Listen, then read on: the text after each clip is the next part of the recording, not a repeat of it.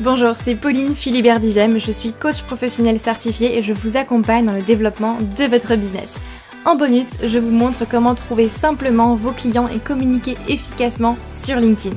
Bienvenue sur le podcast Bien dans mon business, votre dose hebdomadaire de bonne humeur, où chaque semaine, je vous donne les clés pour booster sereinement votre business, votre visibilité et surtout oser réaliser tous vos rêves. Vous êtes prêts ? C'est parti!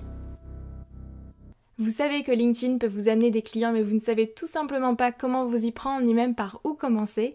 J'ai créé pour vous la roadmap LinkedIn qui est entièrement gratuite et qui vous retrace le plan exact pour attirer vos clients professionnels grâce à LinkedIn et en développant votre stratégie unique sans avoir à y passer des heures par jour. Donc cette roadmap est faite pour vous si aujourd'hui vous êtes entrepreneur et que vous vous adressez à une cible professionnelle, si vous dépendez encore beaucoup du bouche à oreille ou des recommandations, votre chiffre d'affaires est en dents de scie, vous avez des difficultés à vous vendre et du coup vous ne vivez pas pleinement de votre activité. Si vous êtes submergé d'informations techniques qui ne fonctionnent pas forcément pour vous et de toutes les stratégies qu'on peut trouver un peu partout, ou si vous recherchez simplement une stratégie qui est claire et une méthode éprouvée pour gagner en sérénité grâce à un flux stable de clients professionnels. Donc en soi, ce que vous allez apprendre dans ce guide, c'est simple, vous allez déjà voir pourquoi les techniques et les stratégies que vous avez déjà mises en place ne fonctionnent pas pour vous, et en particulier sur LinkedIn. Vous allez voir une approche qui va vous permettre de devenir visible et incontournable sur votre marché. Vous aurez un plan d'action clair en 6 étapes, 6 grandes étapes pour communiquer efficacement sur LinkedIn et trouver vos clients. Et enfin, les 4 erreurs à ne surtout pas faire, croyez-moi, si vous voulez des résultats rapidement. 4 erreurs qu'à mon avis vous faites probablement. Donc ce guide est entièrement gratuit et vous pouvez le télécharger tout simplement en cliquant sur le lien en description de ce podcast, ou bien alors vous allez sur le lien que je vais vous dire tout de suite sur www.humanbusiness-academy.com/guide. Donc je répète, www.humanbusiness-academy.com/guide. Mais c'est encore mieux si vous cliquez sur le lien en description de ce podcast.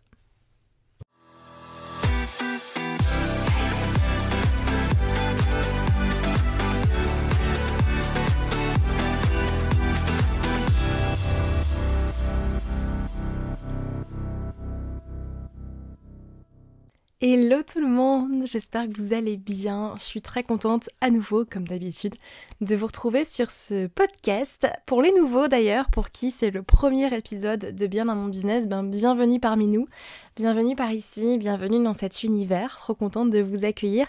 Je vois de plus en plus de nouvelles personnes justement écouter le podcast chaque semaine dans les statistiques et honnêtement ça me fait bizarre parce que moi je suis toute seule là dans ma chambre en train d'enregistrer le podcast. Parfois je me rends pas compte en fait que autant de personnes et de plus en plus de personnes écoutent le podcast.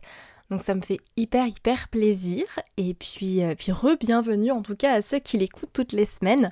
Moi honnêtement le podcast c'est un format avec lequel je m'éclate de plus en plus, avec lequel je pensais pas m'éclater autant en fait. Je trouve que j'arrive davantage à traiter des sujets de fond, aller vraiment en profondeur sur des sujets en fait plus profond que simplement avec un post, un carrousel où forcément je vais rester un petit peu plus en surface, ce qui est normal, le format le veut aussi. Et donc je sais pas ce que vous en pensez, mais moi j'aime beaucoup les podcasts et j'ai vraiment envie de traiter des sujets ici un peu plus en profondeur, des sujets un peu plus travaillés, on va dire, dans le sens où j'ai vraiment envie de vous partager davantage mon expérience, mon regard sur certains sujets, ce que j'apprends véritablement, outre la partie purement stratégie, purement technique, que bien évidemment je continue de vous partager parce que je sais que c'est ce qui vous plaît en général le plus, des retours en tout cas que moi j'ai, mais moi j'ai vraiment envie de vous partager davantage les coulisses avec ce podcast. Donc voilà, petit point là-dessus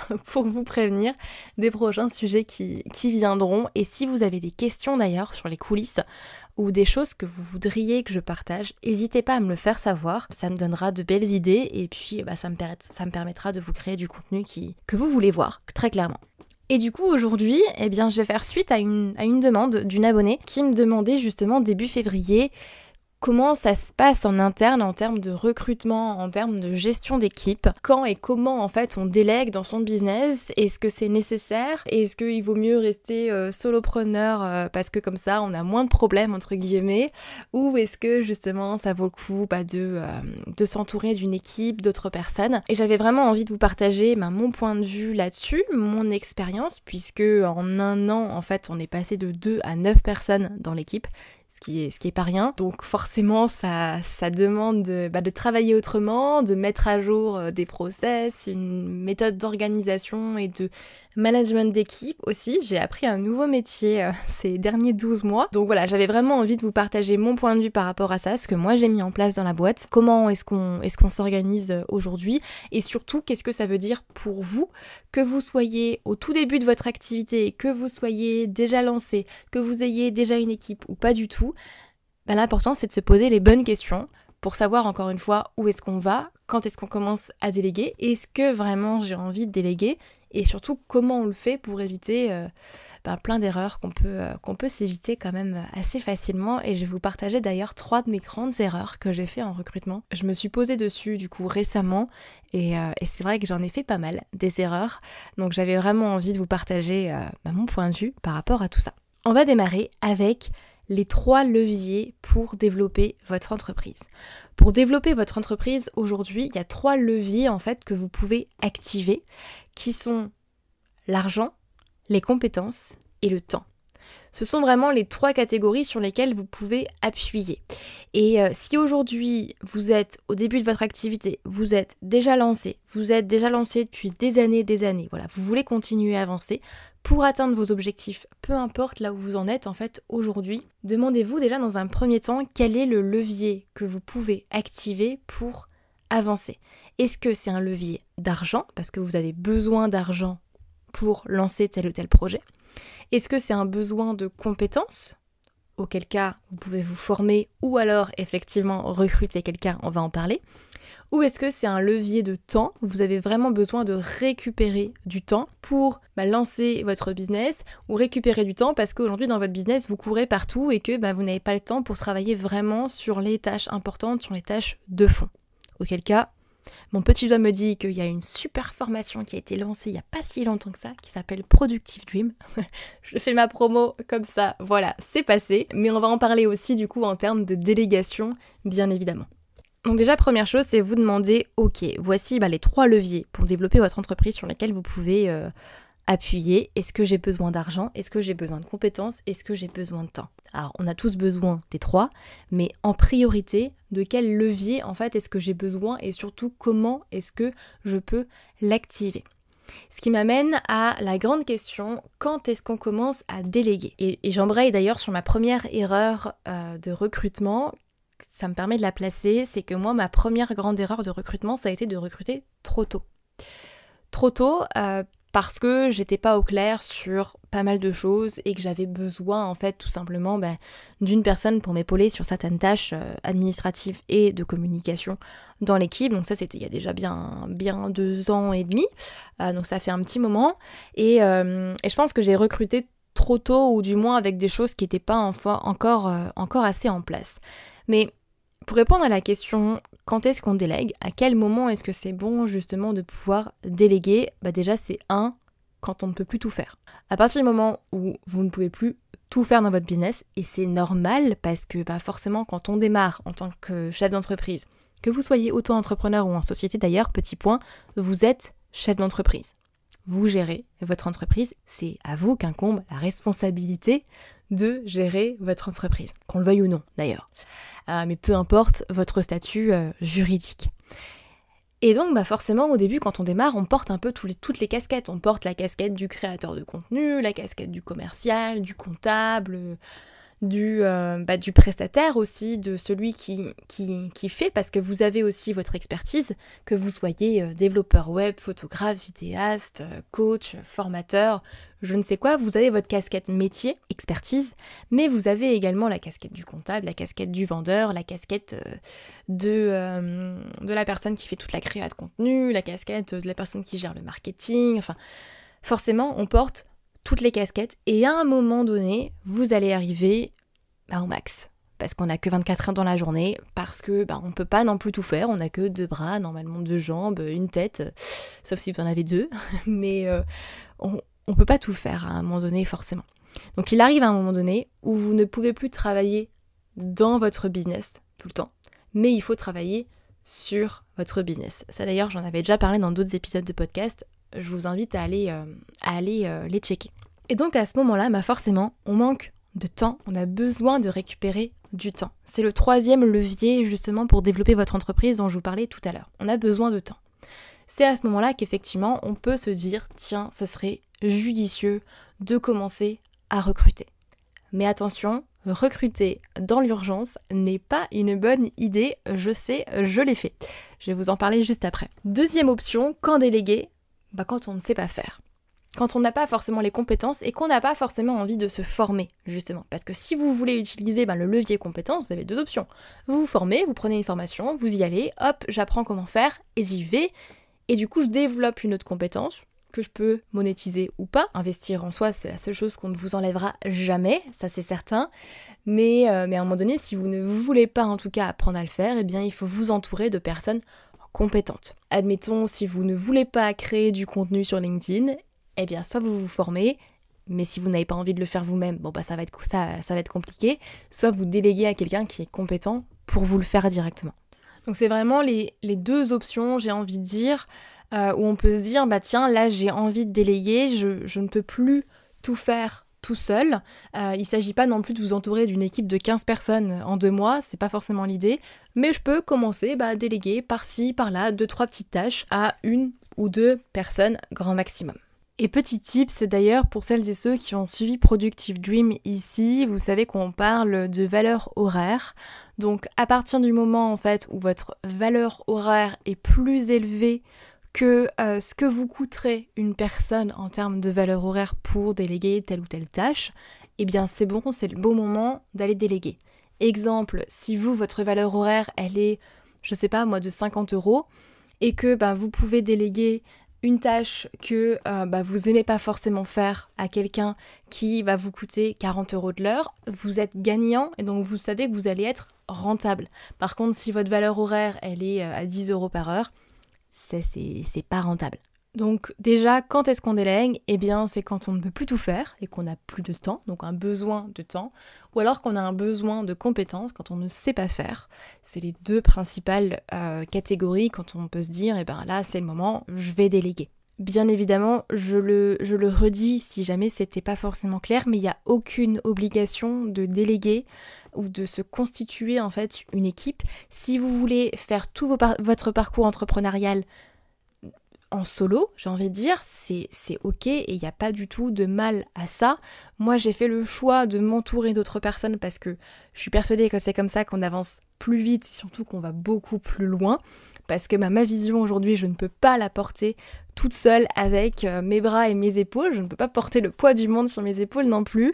Donc j'ai besoin de pouvoir m'entourer pour réaliser justement la vision que j'ai en tête. Mais encore une fois, c'est pas du tout une obligation. Donc si aujourd'hui vous ne voulez pas déléguer, vous ne voulez pas recruter, c'est ok c'est votre choix. Et il n'y a personne qui peut vous dire que c'est mal en soi. Donc, mes erreurs de mon côté, alors j'en ai noté 3 principales. Justement, la première erreur, je voulais un petit peu teaser, c'est de recruter trop tôt. De recruter trop tôt, pourquoi ? Parce que je me suis un peu précipitée. Et je rajouterai à cette erreur de recruter dans l'urgence. De recruter trop tôt la première fois que j'ai recruté et par la suite de recruter dans l'urgence. Sans vraiment trop de process de recrutement en place. Recruter trop tôt, pourquoi ? Parce que je pense que à ce moment-là, justement, j'avais un besoin de recrutement, besoin de quelqu'un dans l'équipe parce que besoin de temps, besoin de récupérer du temps et ça a surtout été ça à chaque moment où j'ai recruté quelqu'un, c'était principalement du temps. Moi que j'avais besoin de retrouver, où j'arrivais clairement à mon quota max de temps. Si vous avez suivi un peu mon contenu, vous savez que j'ai fait quelques périodes à pas mal d'heures par semaine. Je vais pas dire le chiffre parce qu'honnêtement ça me ferait tourner de la tête, mais du coup ça a été vraiment ça, recruter dans l'urgence par manque de temps et un besoin vraiment d'activer ce levier temps. Donc mon erreur a été de pas mettre de process vraiment en place, de process de recrutement et de bien définir en amont ce que je cherchais, entre guillemets, prendre un un petit peu les premières personnes que j'avais sous le coude ou que je pouvais contacter, que je voyais sur Instagram en me disant je vais déléguer telle et telle tâche à telle et telle personne et puis ça va bien se passer. Bon, par retour d'expérience, ça s'est pas forcément bien passé dans ce cadre-là. Et je fais une petite aparté quand même, mais si aujourd'hui il y a des personnes de l'équipe qui écoutent cet épisode, si vous êtes là aujourd'hui, c'est que je vous adore et que je ne peux pas développer mon business sans vous. Donc merci d'être là. Franchement, je sais pas ce que je ferais sans les personnes là qui sont dans l'équipe actuellement. C'est un tel bonheur et un tel confort pour moi de pouvoir vraiment travailler avec des personnes qui sont portées aussi par ce que je fais, par la vision de l'entreprise et qui sont juste géniaux. Donc voilà, j'ai beaucoup de gratitude pour les personnes avec qui je travaille aujourd'hui. Donc merci. Et pensez effectivement à mettre des process en place quand vous recrutez et surtout à prendre votre temps. Ne recrutez pas dans l'urgence. Ça ne sert à rien parce que ça va vous coûter beaucoup plus par après. Il y a un vieux dicton qui dit « Soyez lent à recruter et rapide à virer ». La traduction française, ça doit être ça. Slow to hire et quick to fire. Donc lent à recruter et vraiment rapide à virer si besoin. Un mauvais recrutement peut vous coûter jusqu'à 7 fois le salaire annuel de la personne. Et par expérience, ça peut vous coûter beaucoup plus, même j'en ai fait les frais. Et c'est pas forcément très agréable. C'est pas forcément une question de ça vous coûte de l'argent parce que vous allez sortir de l'argent de votre boîte, mais ça vous coûte de l'argent pour ce qui ne rentre pas non plus. Ou pour le temps que vous allez par exemple repasser derrière. Ça c'est aussi un manque d'argent parce que le temps que vous passez derrière certaines choses ou à vérifier que les deadlines sont bien respectées, etc. Ça c'est du temps que vous perdez sur d'autres tâches qui pourraient vous ramener de l'argent. Donc c'est pour ça que je dis que vraiment ça a été prouvé, c'est une étude qui a été faite, un mauvais recrutement peut vous coûter jusqu'à 7 fois le salaire annuel de la personne. C'est énorme. Quand vous faites le calcul, selon la personne que vous avez dans l'équipe, ça peut faire très très mal et c'est clairement ce qui peut faire couler une boîte. Donc attention au mauvais recrutement, prenez votre temps, même si aujourd'hui vous êtes dans l'urgence, vous avez besoin de quelqu'un dans l'équipe, faites d'abord un tri, récupérez d'abord du temps, parce que recruter, oui, ça demande du temps, donc il faut d'abord récupérer du temps, et ensuite je recrute la bonne personne. Et du coup, ça m'amène à ma deuxième grande erreur, c'était que je n'ai pas assez pris le temps justement de définir clairement le profil de la personne que je recherchais. Les mauvais recrutements que j'ai pu faire, c'était clairement ça, c'était qu'en amont, j'avais pas vraiment bien défini les missions et le profil surtout de la personne que je recherchais. Et ça, c'est hyper important parce que du coup, je l'ai pas fait quand j'étais justement dans l'urgence et qu'il y avait un besoin urgent d'avoir une nouvelle personne pour différentes tâches. Et c'est vraiment important de pouvoir vraiment vous poser et définir, ok, qu'est-ce que je recherche et qui je ne recherche pas non plus. Quels sont pour moi les profils pour qui ça va pas forcément fitter et avec qui ça va pas forcément bien se passer. Et c'est ok, c'est normal, mais il faut que ce soit en fait adapté à ce que vous recherchez. Est-ce qu'il faut que la personne soit entièrement autonome? Est-ce que vous êtes ok avec le fait de la former au début? Est-ce que vous êtes ok avec le fait, par exemple, de former cette personne sur vos outils? Ou est-ce que vous cherchez quelqu'un qui est déjà bien compétente sur vos outils? Vraiment, c'est des questions à vous poser en fait vraiment en amont sur quel est le profil en fait vraiment de la personne que je recherche. Qu'est-ce qu'elle doit savoir faire et qu'est-ce qui est ok pour moi? Sur quoi est-ce que je suis ok avec le fait de former cette personne-là? Sur quoi est-ce que je suis pas ok? Mais vraiment de se poser les bonnes questions en amont, ça va vous permettre de restreindre vos recherches aussi plutôt que de prendre la première personne venue. Et surtout, poser des questions en entretien, poser des questions pertinentes.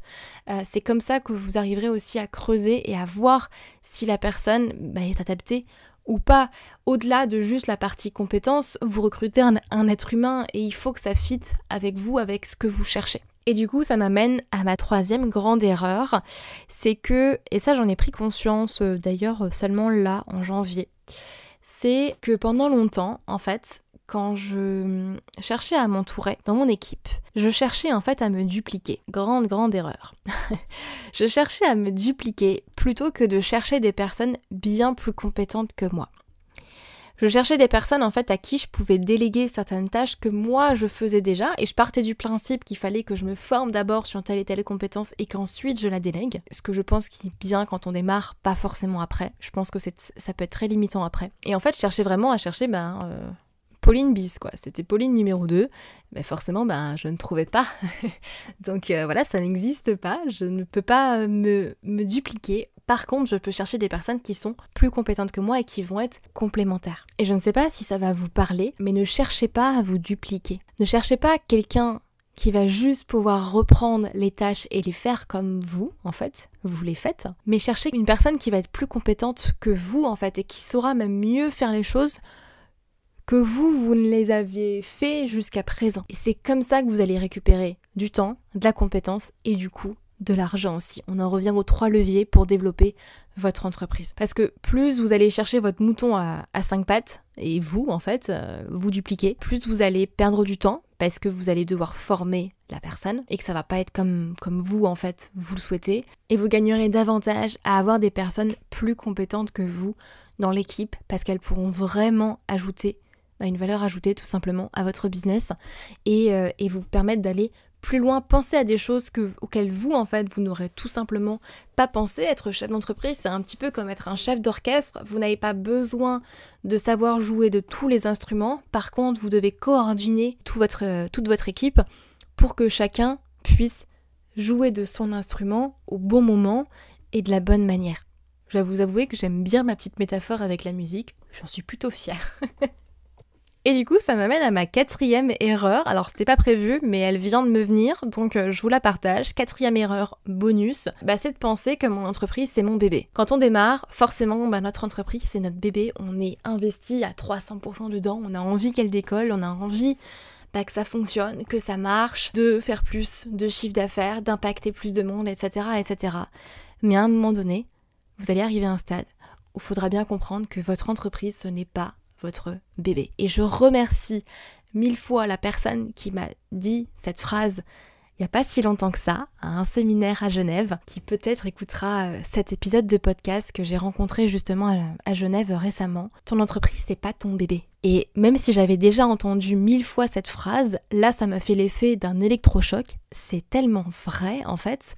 Votre entreprise n'est pas votre bébé. C'est un moyen pour réaliser vos rêves, pour réaliser votre vision derrière, pour impacter plus de monde, pour réaliser ce que vous avez envie de réaliser, certes, mais ce n'est pas votre bébé. Et à un moment donné, il faut apprendre à lâcher prise aussi sur certaines choses, accepter de ne pas tout faire, accepter de vous entourer de personnes plus compétentes, que ces personnes vont aussi porter la vision de votre entreprise, et c'est comme ça que vous arriverez à décrocher aussi et à aller tellement plus loin, atteindre tellement plus de sommets, et ça demande de vraiment se positionner davantage avec sa casquette de chef d'entreprise et d'oublier un petit peu parfois aussi sa casquette d'expert et de moins en fait travailler dans son entreprise mais davantage sur son entreprise. Et ça, honnêtement, ce sont mes 4 grandes erreurs en termes de recrutement. Alors bien évidemment, c'est ma responsabilité. Ce qui se passe dans mon entreprise, c'est ma responsabilité. J'en reviens sur le podcast du 100% responsable que je vous ai enregistré. Je suis entièrement 100% responsable de tout ce qui se passe dans ma boîte. Et j'en prends effectivement, bien évidemment, la responsabilité. Et également en termes de recrutement. S'il y a quelque chose qui se passe mal dans ma boîte, c'est moi qui prends. C'est ma responsabilité, bien évidemment. Et donc voilà, l'idée, c'était vraiment de vous partager ces 4 erreurs. 1. Vouloir recruter trop tôt sans mettre des process en place. 2. Ne pas définir clairement le profil de la personne que je recherche. 3. Vouloir me dupliquer plutôt que de chercher des personnes plus compétentes que moi. Et 4. Penser que mon entreprise c'est mon bébé, et c'était vraiment ce qui me limitait aujourd'hui dans la croissance de ma boîte. Bien évidemment, que vous soyez au tout début de votre boîte ou déjà bien lancé, vous n'allez pas forcément avoir les mêmes problématiques. Mais j'espère que ça vous donne peut-être plus de clarté sur l'idée du recrutement. Encore une fois, se créer une équipe, c'est pas un life goal, c'est pas quelque chose qui est nécessaire en tout cas. Ça dépend de vous, de vos objectifs, de votre vision. Si aujourd'hui dans votre vision, vous ne voulez pas prendre le temps au quotidien de gérer une équipe, de manager une équipe, ne vous lancez pas tout simplement dans la création d'une équipe de 10 personnes. Ça ne sert à rien.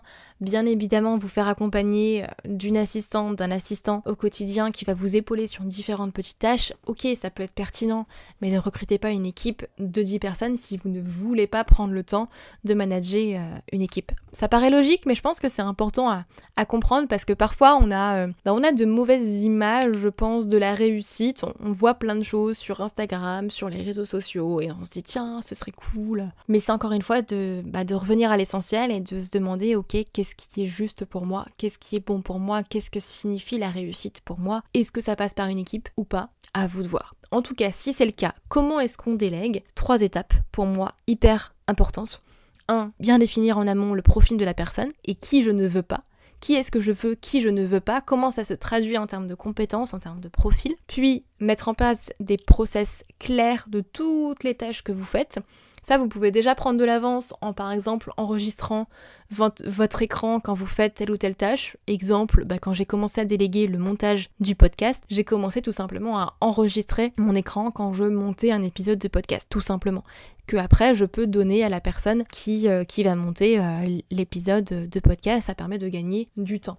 Donc enregistrez tous vos process, créez des process au fur et à mesure que vous avancez dans votre activité. Ça vous permettra de gagner un temps fou pour l'onboarding, où du coup je viens à la 3e étape de comment déléguer. 3e étape, pensez à planifier une séquence d'onboarding à chaque recrutement. Parce que au début, un recrutement va vous coûter du temps.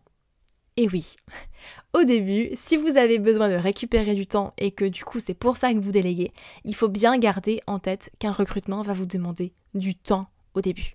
Ça va vous demander du temps parce qu'il faut accueillir la personne, la former, prendre le temps de répondre aux questions, prendre le temps de voir que cette personne a bien compris toutes les tâches et ce que ça voulait dire au quotidien.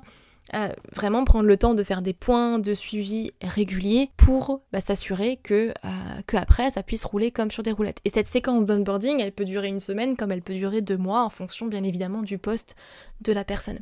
Donc pensez à bien comprendre effectivement que déléguer ça vous permet de gagner du temps, oui, mais sur le moyen long terme, pas sur le court terme. J'espère que ce petit point focus recrutement vous aura plu. Encore une fois, je ne suis pas experte non plus sur le sujet, je vous parle simplement de mon expérience là de ces 3 dernières années en entrepreneuriat où justement j'ai constitué petit à petit une petite équipe. Aujourd'hui on est 9, pas forcément à temps plein sur chacune des tâches, j'ai qu'une personne à temps plein.